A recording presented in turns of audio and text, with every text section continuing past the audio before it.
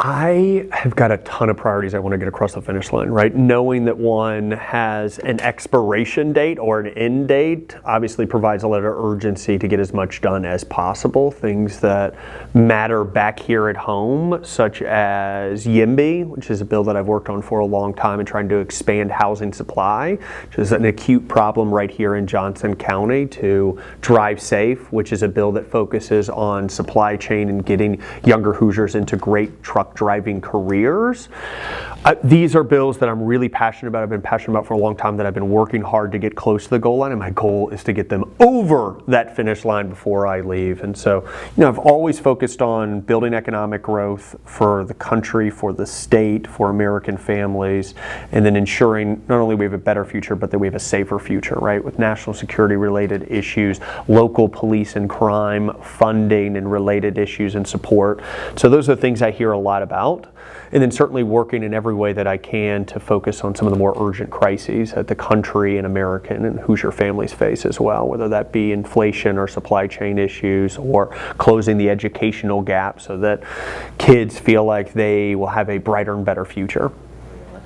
I think it's real easy. I believe in term limits. I believe that good governance is about taking one's life experience, whatever experience that may be, and developing even better public policy out of that, and then returning to live under the laws that you've helped pass, the policies that you've helped create, the regulations that exist. I don't believe Washington should be a place where people go and grow in their political careers and stay forever and become living by the exception instead of living by the rules. I think democracy's core tenet is that what is good for legislators is good for their constituents. And I think much of that tenet has kind of been frayed and broken as members of Congress have stayed for far too long. Well, I think certainly there have been many rumors about all of the things I intend to do. Yes. All the way across the state, and I've heard many different versions of it. The one thing I do know for sure, and the one thing I'm absolutely committed to, is continuing to be of service, is continuing to help in any way that I can, continuing to find ways to benefit Hoosiers, to benefit the Hoosier state. I think we haven't yet taken advantage of the tremendous opportunities that we have as a state.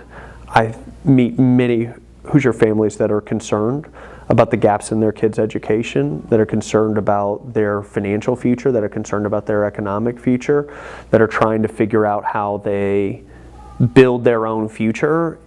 And I think we owe them a state that helps do that, that invests in them, that focuses on them, and is responsive to them. And so I don't have any firm decisions or places that I want to go, because it's not about me. I have a lot of things I want to help and a lot of places I want to be of help. Thoughtful. I love that you're trying to get me on it, Noah. I respect that about you. I think a couple of things, right? This is what I think is so funny. Hoosiers get the opportunity to elect their governor, right? There's no short list chosen by a select few in a very fancy boardroom in downtown Indy, right?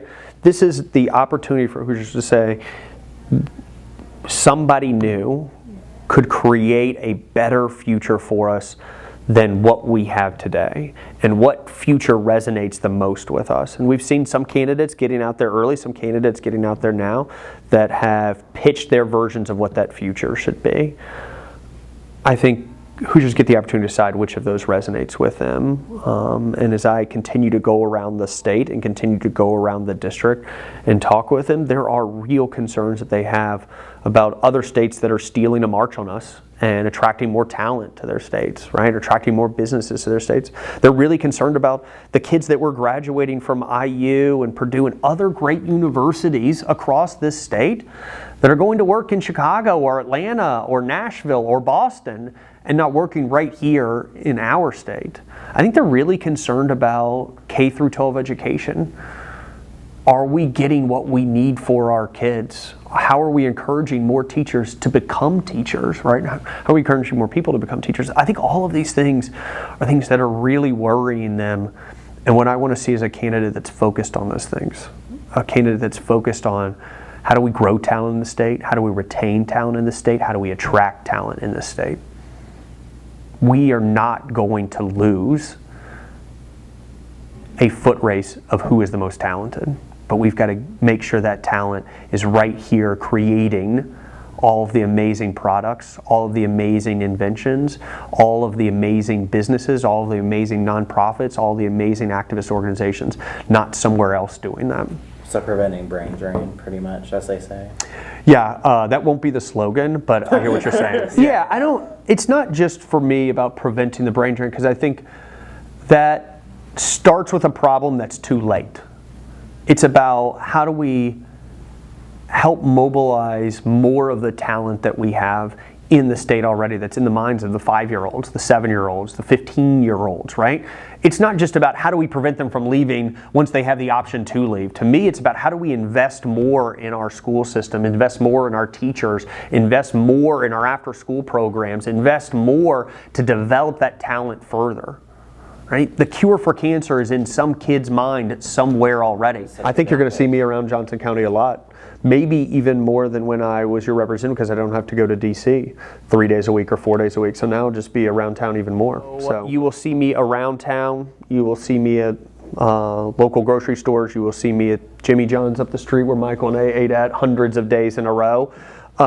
You'll see me at the local coffee shops. You'll see me at local events with the Chamber of Commerce. You'll see me in conversations with some of the local leaders about how I can be of service.